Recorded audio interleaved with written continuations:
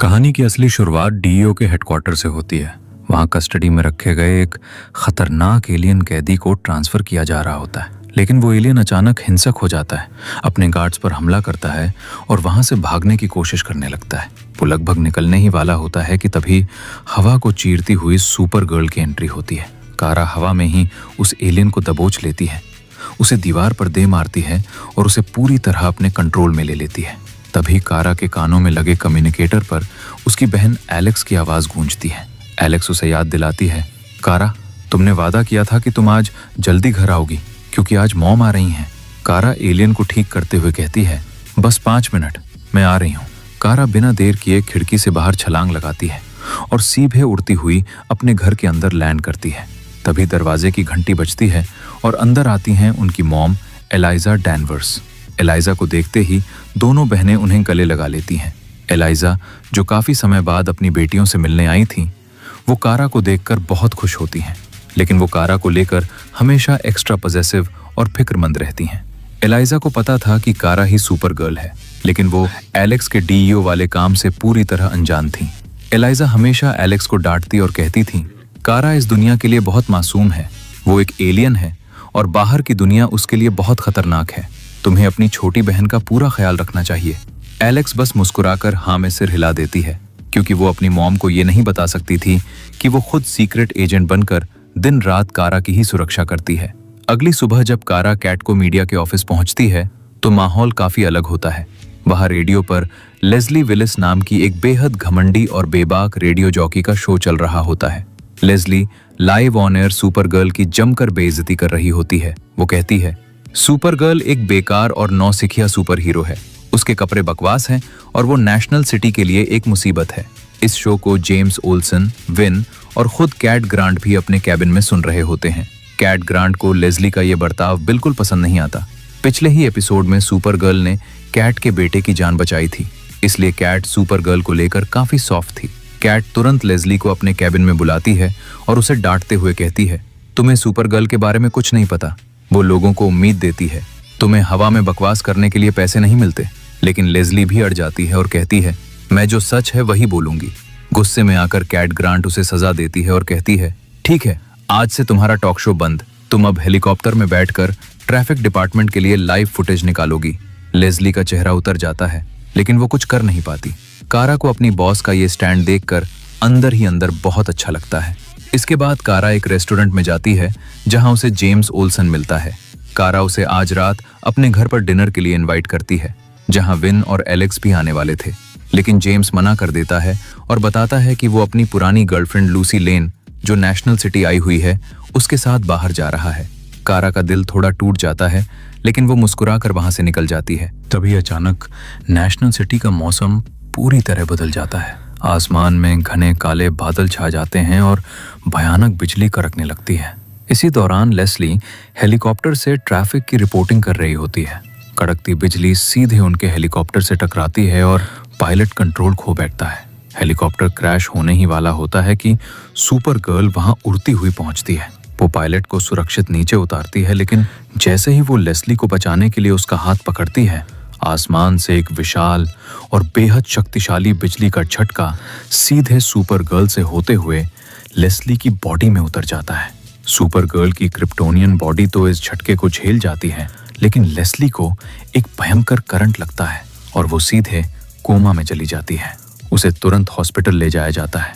Cat grant को लगता है कि ये सब उसकी वजह से हुआ है, क्योंकि अगर उसने लेस्ली को ट्रैफिक ड्यूटी पर न भेजा होता तो ये हादसा नहीं होता। हॉस्पिटल के बेड पर लेस्ली बेहोश पड़ी होती है। कैट ग्रांट उससे मिलने आती है और अकेले में उससे कहती है, लेस्ली, मुझे पता है कि तुम ड्रामा कर रही हो, अपनी आंखें खोलो वरना मैं तुम्हें नौकरी से निकाल दूंगी। कैट के जाते ही लेस्ली की आंखें खुलती हैं और नजारा पूरी तरह बदल चुका होता है। उसकी आंखों के अंदर असली नीली बिजली तैर रही होती है और उसके बालों का रंग भी सिल्वर सफेद हो चुका होता है। उसके हाथों से इलेक्ट्रिक फील्ड निकलने लगती है। जब हॉस्पिटल का एक वार्ड बॉय उसे परेशान करने की कोशिश करता है तो लेस्ली के गुस्से से उसके हाथ से बिजली का एक झटका निकलता है और वो आदमी दूर जाकर बेहोश हो जाता है। लेस्ली अपनी इस नई पावर को देखकर पागल हो जाती है। वो खुद को बिजली की लहर में बदलकर पास के एक इलेक्ट्रिक पोल के जरिए वहां से गायब हो जाती है। अब वो लेस्ली नहीं बल्कि लाइव वायर बन चुकी थी। दूसरी तरफ कारा के घर पर डिनर का टाइम होता है। वहाँ कारा, एलेक्स, विन और मॉम एलाइजा डैनवर्स बैठे होते हैं। कारा ने पहले ही प्लान किया था कि वो एलेक्स और मॉम के बीच की कड़वाहट को दूर करेगी। कारा कुछ देर के लिए अपने कमरे में जेम्स से फोन पर बात करने चली जाती है ताकि इन दोनों को अकेले में बात करने का मौका मिले। बातों बातों में एलेक्स अपनी मॉम को सच बताने का फैसला करती है। वो कहती है, मॉम, मैं कोई नॉर्मल लैब इंजीनियर नहीं हूँ। मैं DEO नाम की एक बेहद सीक्रेट सरकारी एजेंसी के लिए काम करती हूँ, जहाँ मेरा काम कारा की रक्षा करना भी है। ये सुनते ही एलाइजा का गुस्सा 7वें आसमान पर पहुंच जाता है। वो चिल्लाने लगती हैं, तुम्हें कारा की हिफाजत नॉर्मल रहकर करनी थी। तुमने उस एजेंसी को कैसे ज्वाइन कर लिया जो एलियंस का शिकार करती हैं? कारा कमरे से बाहर आकर अपनी मॉम को समझाने की कोशिश करती है कि एलेक्स ने जो कुछ भी किया उसकी भलाई के लिए किया, लेकिन एलाइजा अपनी बात पर अड़ी रहती हैं। इस बहस से दुखी होकर एलेक्स रोते हुए अपने कमरे में चली जाती है। माहौल खराब देखकर विन भी वहां से चुपचाप निकल जाता है। कारा अपनी मॉम से कहती है, मॉम, सुपरगर्ल बनने का फैसला मेरा खुद का था। एलेक्स का तो बस मेरी मदद कर रही है। तभी कहानी 12 साल पुराने एक फ्लैशबैक में जाती है। हम देखते हैं कि बचपन में जब कारा और एलेक्स रात को बिना बताए घर से बाहर निकल गई थीं और कारा अपनी पावर्स का इस्तेमाल करके एलेक्स को आसमान में सैर करवा रही थी। जब वो घर लौटती हैं तो उनके डैड जेरेमिया डैनवर्स और मॉम एलाइजा उन्हें पकड़ लेते हैं और बहुत डांटते हैं। तभी अचानक उनके घर की डोरबेल बजती है। बाहर DEO के एजेंट्स की एक पूरी टीम खड़ी थी, जिसका लीडर कोई और नहीं बल्कि हैंक हेनशॉ था। हैंक कहता है, हमें पता चल चुका है कि आपके घर में एक एलियन लड़की रह रही है।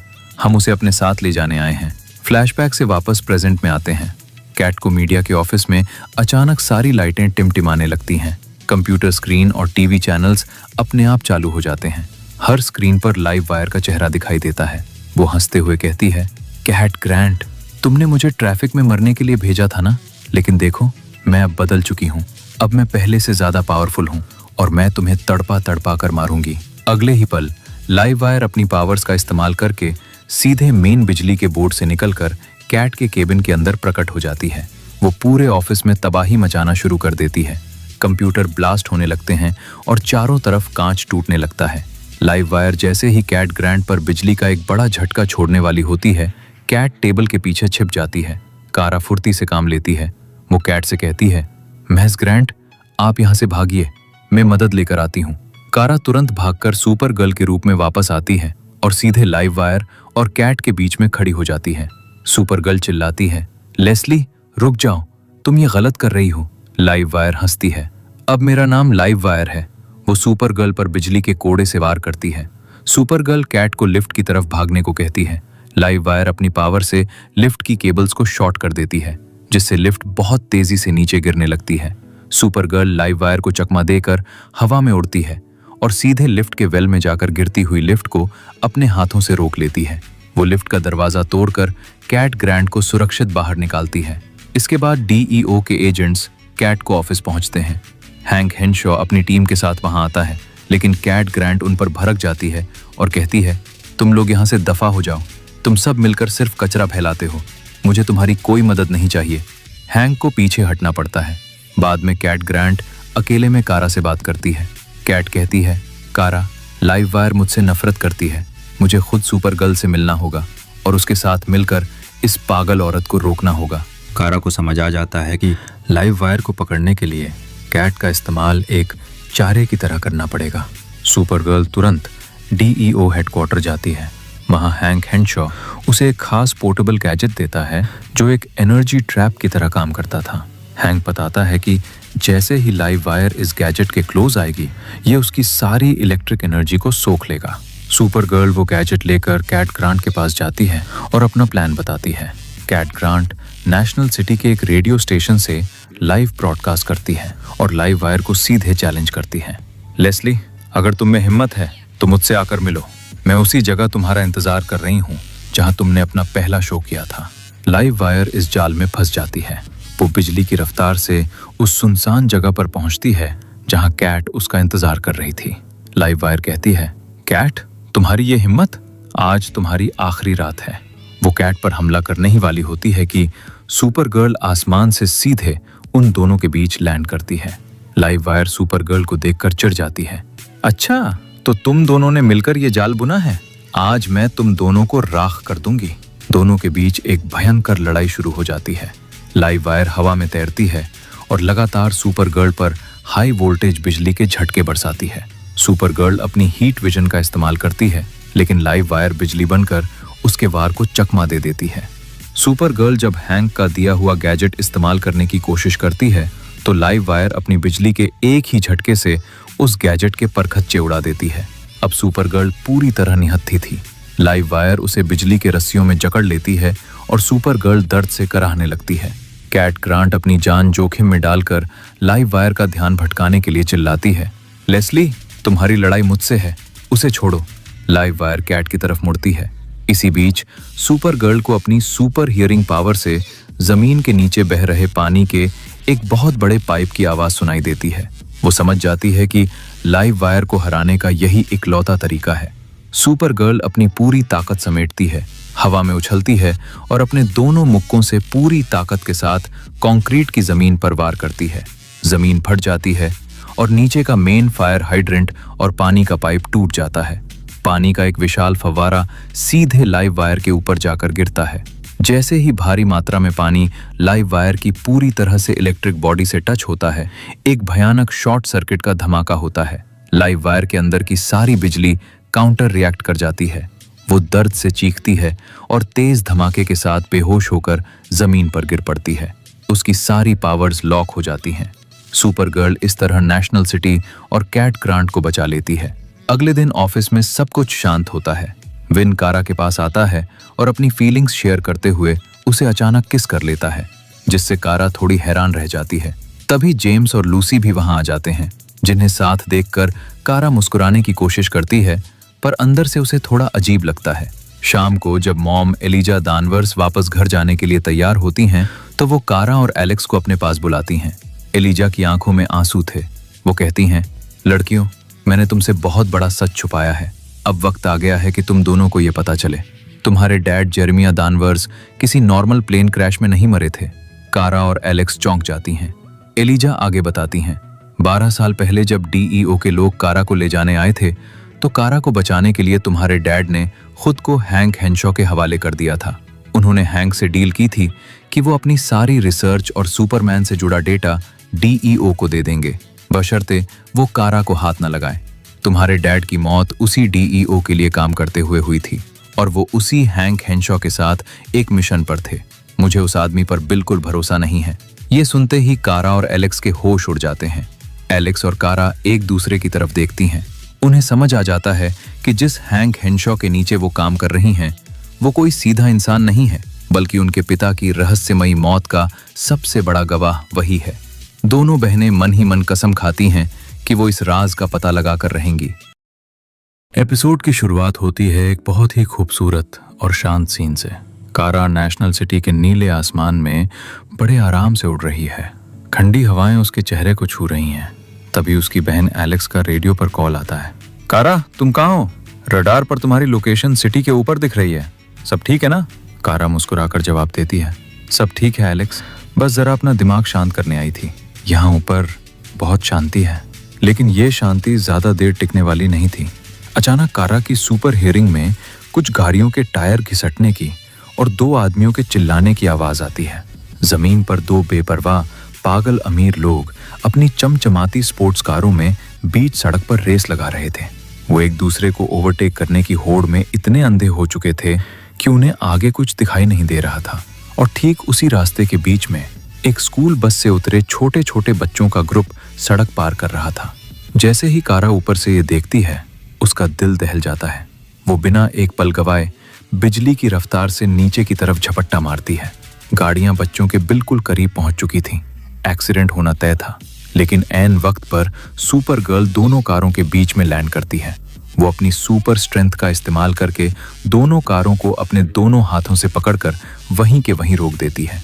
बच्चे तो सुरक्षित बच जाते हैं और सुपर गर्ल को देखकर खुश हो जाते हैं, लेकिन उन कारों में से एक का ड्राइवर, जो एक घमंडी और बदतमीज आदमी था, बाहर निकलता है। अपनी गलती मानने के बजाय वो सुपर गर्ल पर ही चिल्लाने लगता है, तुम्हारी हिम्मत कैसे हुई मेरी गाड़ी रोकने की? तुमने मेरा रास्ता काटने की कोशिश की। कारा उसे समझाने की कोशिश करती है, तुमने अपनी गाड़ी इन मासूम बच्चों पर चढ़ा दी होती। लेकिन वो आदमी इतना गुस्से में था कि वो सुपर गर्ल को मारने के लिए अपनी मुट्ठी तान लेता है। अब सोचिए, एक आम इंसान एक गॉड लाइक एलियन पर हाथ उठाने जा रहा है। कारा बस अपना हाथ आगे बढ़ाती है और उस आदमी के घूंसे को हवा में ही दबोच लेती है। लेकिन इस बार कारा के अंदर का दबा हुआ गुस्सा अनजाने में बाहर आ जाता है। वो उसकी मुट्ठी को इतनी जोर से भींच देती है कि उस आदमी की हड्डियां चटक जाती हैं और उसकी मुट्ठी टूट जाती है। वो आदमी दर्द से करा उठता है। अब यहाँ ट्विस्ट देखिए, वहां खड़े बच्चे और लोग सुपर गर्ल की तारीफ करने के बजाय उसका ये खूंखार रूप देखकर डर जाते हैं। वो सुपर गर्ल को एक रक्षक नहीं बल्कि एक खतरे की तरह देखने लगते हैं। कारा को अपनी गलती का एहसास होता है और वो उदास होकर वहां से उड़ जाती है। जब कारा डीईओ के हेडक्वार्टर पहुंचती है तो वहां का माहौल पहले से ही गर्म था।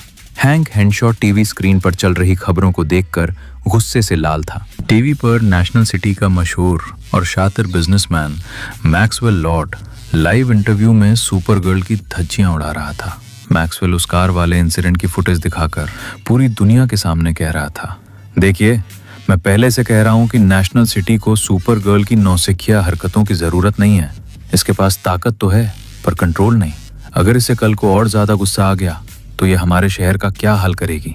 हैंक हेंशॉ कारा की तरफ मुड़ता है और सख्त लहजे में कहता है, कारा, तुम्हें अपने गुस्से पर काबू पाना होगा। लोग सुपरमैन से सिर्फ इसलिए नहीं डरते कि उसके पास भगवान जैसी ताकत है, बल्कि इसलिए डरते हैं कि अगर उसने कभी अपना आपा खो दिया तो वो तबाही मचा देगा। और आज तुमने लोगों को अपने से डरा दिया है। कारा का दिल बैठ जाता है। वो तो बस बच्चों को बचा रही थी, लेकिन दुनिया ने उसे ही विलन बना दिया। इसके बाद कहानी हमें ले जाती है कारा की पर्सनल लाइफ और उसके ऑफिस कैटको की तरफ। कारा अपने पसंदीदा रेस्टोरेंट में जेम्स ओल्सन और लूसी लेन को बातें करते हुए देखती है। लूसी जेम्स से कहती है कि उसके पिता यानी जनरल सैम लेन शहर में आए हुए हैं और वो जेम्स से डिनर पर मिलना चाहते हैं। जेम्स ऊपर से तो हाँ कह देता है, लेकिन अंदर से वो इस मुलाकात से डर रहा था। जब लूसी वहां से जाती है तो जेम्स कारा को बताता है, कारा, लूसी के डैड मुझे बिल्कुल पसंद नहीं करते, सिर्फ इसलिए क्योंकि मैं सुपरमैन का दोस्त हूँ। वो एक मिलिट्री मैन है और वो किसी भी ऐसे इंसान पर भरोसा नहीं करते जिसका नाता एलियन से हो। वहीं दूसरी तरफ कारा जब अपने ऑफिस कैट को पहुंचती है तो वहां का नजारा और भी ज्यादा टॉक्सिक था। कैट ग्रांट की माँ कैथरीन ग्रांट ऑफिस आई हुई थी। कैथरीन एक बेहद रूड, घमंडी और अपने सामने सबको छोटा समझने वाली महिला थी। वो अपनी ही बेटी कैट की लिखी हुई किताब की कमियां निकाल रही थी और उसे हर बात पर नीचा दिखा रही थी। कैट ग्रांट, जो पूरी दुनिया को अपनी उंगलियों पर नचाती है, अपनी माँ के सामने बिल्कुल चुपचाप सहमी हुई खड़ी थी और उनकी कड़वी बातें सुन रही थी। जब कैथरीन वहां से जाती हैं तो कैट अपने अंदर का सारा गुस्सा और फ्रस्ट्रेशन कारा पर निकाल देती है। कारा चुपचाप सब सह लेती है क्योंकि वो समझ रही थी कि कैट का गुस्सा दरअसल उसकी माँ की वजह से है। इसी बीच एलेक्स कारा को बताती है कि उसे अपने पिता की रहस्यमयी मौत का सच जानना है। इसके लिए उन्हें डीईओ के मेन फ्रेम कंप्यूटर को हैक करना होगा और ये काम सिर्फ एक ही इंसान कर सकता है, विन। कारा के कहने पर जब एलेक्स विन से बात करती है तो विन साफ मना कर देता है, मैं डीईओ जैसी सरकारी एजेंसी को हैक नहीं करूंगा, ये गद्दारी है, मुझे जेल हो जाएगी। लेकिन जब एलेक्स इमोशनल होकर अपने पिता का वास्ता देती है तो विन का दिल पिघल जाता है और वो मदद के लिए तैयार हो जाता है। तभी हैंक हेंशॉ कारा और एलेक्स को डीईओ के एक सीक्रेट बेस कैंप में बुलाता है। वहां मिलिट्री की पूरी फौज तैनात थी और उनका नेतृत्व कर रहा था लूसी लेन के पिता, जनरल सैम लेन। जनरल लेन वहां एक बेहद एडवांस्ड और खतरनाक मिलिट्री रोबोट लेकर आए थे जिसका नाम था रेड टॉर्नेडो। इस रोबोट को डॉक्टर टी.ओ. मोरो ने डिजाइन किया था। जनरल लेन सुपर गर्ल को देखते ही अपने कड़क अंदाज में कहते हैं, हमें तुम्हारी मदद चाहिए। हमने ये रोबोट देश की सुरक्षा के लिए बनाया है और हम देखना चाहते हैं कि ये किसी एलियन के खिलाफ कॉम्बैट में कैसा परफॉर्म करता है। सीधे शब्दों में कहें तो तुम्हें इस रोबोट से लड़ना होगा ताकि हम इसकी क्षमता जांच सकें। मजेदार बात यह थी कि इस पूरे प्रोजेक्ट को मिलिट्री की तरफ से लूसी लेन ही हैंडल कर रही थी। कारा को जेम्स की वजह से लूसी के सामने सुपर गर्ल के रूप में आना थोड़ा अजीब लग रहा था, लेकिन वो इस फाइट के लिए तैयार हो जाती है। कारा सोचती है कि इस लड़ाई के जरिए वो मिलिट्री और दुनिया को ये साबित कर देगी कि वो एक भरोसेमंद रक्षक है और उसे टेस्ट किया जा सकता है। फाइट का दिन आता है। एक बड़े से सीक्रेट मिलिट्री ग्राउंड में सुपर गर्ल और रेड टॉर्नेडो आमने सामने खड़े थे। डॉक्टर मोरो अपने कंट्रोल रूम से रोबोट को कमांड देते हैं और फाइट शुरू होती है। शुरुआत में रेड टॉर्नेडो अपनी विंड मैनिपुलेशन पावर्स का इस्तेमाल करके कारा पर भारी पड़ता है। वो हवा के तेज बवंडर बनाकर कारा को दूर फेंकता है, लेकिन कारा जल्द ही उसकी फाइटिंग टेक्निक को समझ जाती है और जैसे ही वो संभलती है, उसके अंदर का वो सारा गुस्सा जाग उठता है जो वो पिछले कई दिनों से दबाए बैठी थी। चाहे वो मीडिया की ट्रोलिंग हो, कैट ग्रांट के ताने हों या फिर समाज का डर, कारा रेड टॉर्नेडो पर टूट पड़ती है। वो उसे इतनी बेरहमी से मारना शुरू करती है कि रोबोट के पुर्जे ढीले होने लगते हैं। वो उसे पंच पर पंच मारती है। कंट्रोल रूम से हैंक हेंशो और एलेक्स चिल्लाते हैं, सुपरगर्ल रुक जाओ, टेस्ट पूरा हो चुका है, तुम जीत गई हो। लेकिन कारा को कुछ सुनाई नहीं दे रहा था। वो गुस्से में अंधी हो चुकी थी। वो रोबोट को जमीन पर पटक कर उसे तब तक मारती रहती है जब तक कि रेड टॉर्नेडो का एक हाथ शरीर से अलग नहीं हो जाता। और यही सबसे बड़ी गड़बड़ हो जाती है। इतनी बुरी तरह पिटने के बाद रेड टॉर्नेडो के सिस्टम में एक गंभीर खराबी आ जाती है। उसका सेफ्टी प्रोटोकॉल टूट जाता है और वो सेल्फ प्रिजर्वेशन मोड में चला जाता है। अब वो रोबोट किसी के कंट्रोल में नहीं था। उसके लिए हर इंसान एक दुश्मन था। इससे पहले कि कोई उसे रोक पाता, रेड टॉर्नेडो वहां से उड़कर नेशनल सिटी की तरफ भाग जाता है। डॉक्टर मोरो घबराकर कहते हैं, सुपरगर्ल ने उसे इतना डैमेज कर दिया कि वो अब ऑटोनोमस मोड में चला गया है। अब वो जिस भी चीज को खतरा समझेगा उसे जान से मार देगा। जनरल लेन इस बात पर सुपरगर्ल पर बुरी तरह भड़क जाते हैं। तुम्हारी वजह से एक किलिंग मशीन शहर में घूम रही है। तुमने अपने गुस्से के चक्कर में पूरे शहर को खतरे में डाल दिया। जनरल लेन गुस्से में डॉक्टर मोरो को नौकरी से भी निकाल देते हैं। कारा खुद को बहुत दोषी महसूस करती है। इस घटना के बाद जब कारा वापस कैट को ऑफिस आती है तो उसकी किस्मत में सुकून नहीं था। कैट ग्रांट अपनी माँ के बर्ताव से इतनी परेशान थी कि वो आते ही कारा पर बुरी तरह चीखने लगती है। तुम इतनी गैर जिम्मेदार कैसे हो सकती हो? मेरी कॉफी कहाँ है? तुम्हारी हिम्मत कैसे हुई देर से आने की? पिछले कुछ घंटों में कारा के साथ इतना कुछ बुरा हो चुका था कि अब उसके बर्दाश्त की सीमा खत्म हो चुकी थी। कारा का चेहरा गुस्से से लाल हो जाता है। वो अपनी फाइलें टेबल पर पटकती है और सीधे कैट ग्रांट की आंखों में आंखें डालकर चिल्लाती है, बस बहुत हुआ। आप हमेशा मेरे ऊपर इस तरह नहीं चिल्ला सकती। मैं एक इंसान हूं और मैं अपना बेस्ट दे रही हूं। पूरे ऑफिस में सन्नाटा छा जाता है। कैट ग्रांट, जो आज तक किसी के सामने नहीं झुकी, वो हैरान रह जाती है क्योंकि सीधे सादे स्वभाव वाली कारा ने आज तक कभी ऊंची आवाज में बात भी नहीं की थी। कारा को तुरंत अपनी गलती का एहसास होता है। वो रोने जैसी हो जाती है और कहती है, I am sorry, I am so sorry. लेकिन कैट ग्रांट यहाँ एक कमाल की बॉस और एक समझदार औरत की तरह बर्ताव करती है। वो शांत होती है और कारा से कहती है, चलो मेरे साथ ड्रिंक्स पर चलो, हमें बात करनी होगी। रेस्टोरेंट में बैठकर कैट कारा को जिंदगी का एक बहुत बड़ा सबक देती है। कैट कहती है, कारा, मुझे पता है कि तुम्हारा वो गुस्सा मेरे ऊपर नहीं था, वो गुस्सा किसी और चीज का था। जब मैं तुम्हारी उम्र की थी मैं भी ऐसे ही चिल्ला पड़ती थी, लेकिन वर्क प्लेस पर, खासकर एक औरत होने के नाते, तुम कभी अपना आपा नहीं खो सकती। अगर कोई मर्द गुस्सा करता है तो लोग उसे पावरफुल या टफ कहते हैं, लेकिन अगर एक औरत गुस्सा करती है तो लोग उसे सनकी या कमजोर मान लेते हैं। तुम्हें अपने इस गुस्से के पीछे छिपे असली गुस्से को ढूंढना होगा। जब तक तुम उस जड़ को नहीं समझोगी, तुम कभी शांत नहीं हो पाओगी। कारा को समझ आता है कि कैट दरअसल बुरी नहीं है। वो भी अपनी माँ के दिए जख्मों को छुपाने के लिए गुस्से का मुखौटा पहनती है। तभी शहर के एक दूसरे हिस्से में जेम्स ओल्सन, लूसी लेन और जनरल लेन एक रेस्टोरेंट से डिनर करके बाहर निकल रहे थे। जनरल लेन जेम्स को लगातार ताने मार रहे थे कि वो उनकी बेटी के लायक नहीं है। तभी अचानक आसमान का रंग बदलने लगता है। तेज हवाएं चलने लगती हैं और धूल का एक बहुत बड़ा बवंडर जमीन की तरफ बढ़ने लगता है और उस बवंडर के बीच से निकलता है रेड टॉर्नेडो। वो सीधे जनरल लेन पर हमला करने आया था क्योंकि जनरल लेन ने ही उसे बनाने का ऑर्डर दिया था और अब वो उन्हें ही अपना सबसे बड़ा दुश्मन मान रहा था। जेम्स बिना देर किए अपनी कलाई पर बंधी सिग्नल वॉच का बटन दबा देता है, जो सीधे कारा को अलर्ट भेजती है। कैट के साथ बैठी कारा जैसे ही अलर्ट देखती है, वो बहाना बनाकर वहां से निकलती है और सुपर गर्ल के रूप में उड़ती हुई मौके पर पहुंचती है। लेकिन रेड टॉर्नेडो इस बार और भी ज्यादा खतरनाक मूड में था।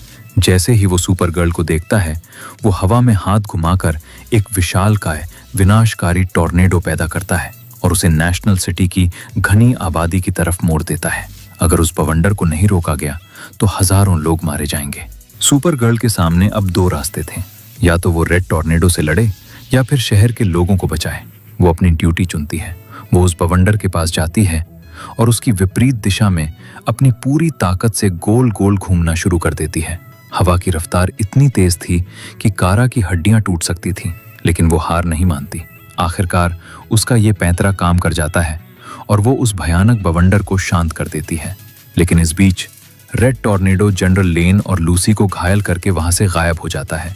घायल लूसी को डीईओ के मेडिकल बे में लाया जाता है। जनरल लेन अभी भी सुपर गर्ल को ही कोस रहे थे। तभी जेम्स ओल्सन बीच में आता है और जनरल लेन को उनकी औकात याद दिलाते हुए कहता है, सर को सुपर गर्ल का शुक्रिया अदा करना चाहिए कि आपकी और आपकी बेटी की जान बच गई। वो रोबोट आपने बनाया था, उसने नहीं। इसी बीच एलेक्स इस केस को सुलझाने के लिए मैक्सवेल लॉर्ड के पास जाती है और उससे साइंटिफिक हेल्प मांगती है। मैक्सवेल लॉर्ड शुरुआत में नखरे दिखाता है, लेकिन बाद में वो एक बड़ा सुराग देता है। वो कहता है वो रोबोट खुद से नहीं भाग सकता, उसे कोई बहुत दूर से रिमोटली कंट्रोल कर रहा है। वो एक ड्रोन की तरह काम कर रहा है। एलेक्स का दिमाग तुरंत काम करता है। रेड टॉर्नेडो को कंट्रोल करने वाला और कोई नहीं बल्कि उसका इन्वेंटर डॉक्टर टी.ओ. मोरो था।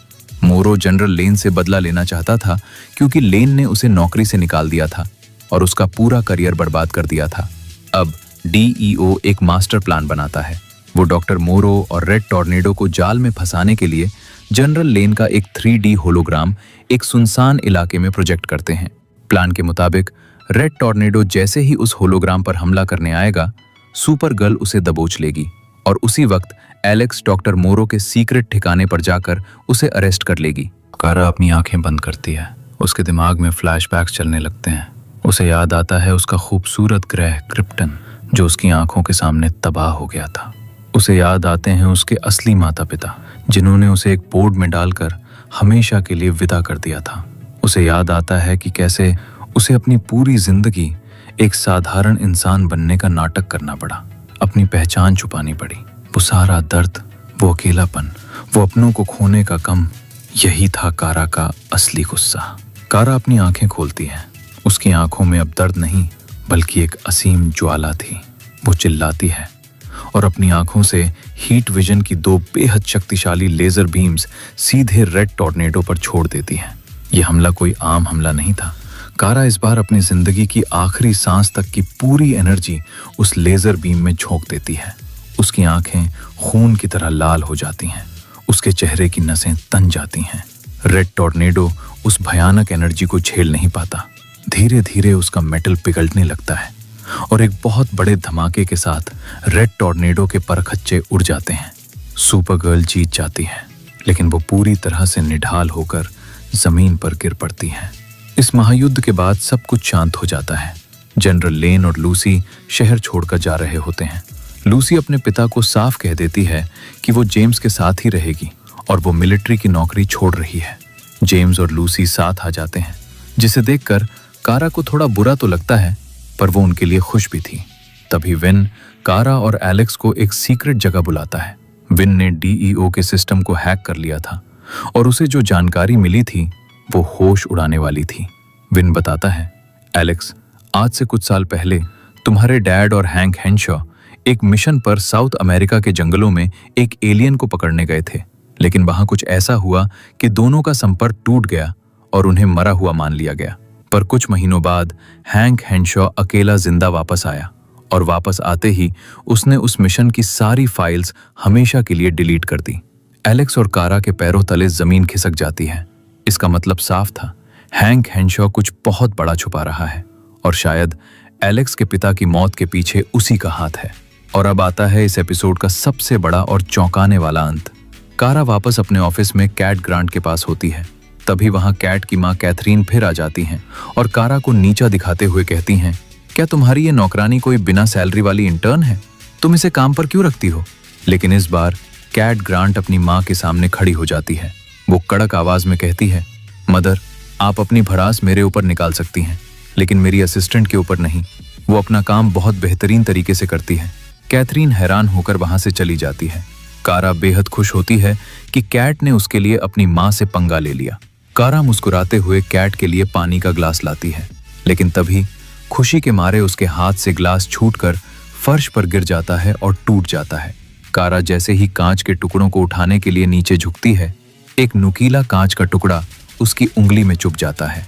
और दोस्तों, जो नज़ारा वहां दिखता है वो देखकर कारा के होश उड़ जाते हैं। उसकी उंगली से लाल रंग का खून टपक रहा था। एक ऐसी एलियन जिसके शरीर को आज तक कोई बंदूक की गोली या बम नहीं भेद पाया, आज एक मामूली कांच के टुकड़े से उसका खून निकल आया था। ऐसा इसलिए हुआ था क्योंकि रेड टॉर्नेडो के खिलाफ अपनी पूरी एनर्जी झोंकने की वजह से कारा की सुपर पावर्स पूरी तरह से ड्रेन हो चुकी थी। वो अब एक मामूली कमजोर इंसान बन चुकी थी। क्या कारा अपनी पावर्स वापस पा पाएगी? और हैंक हेंशॉ का असली सच क्या है? ये सब जानेंगे हम अगले एपिसोड में। तब तक के लिए बाय बाय।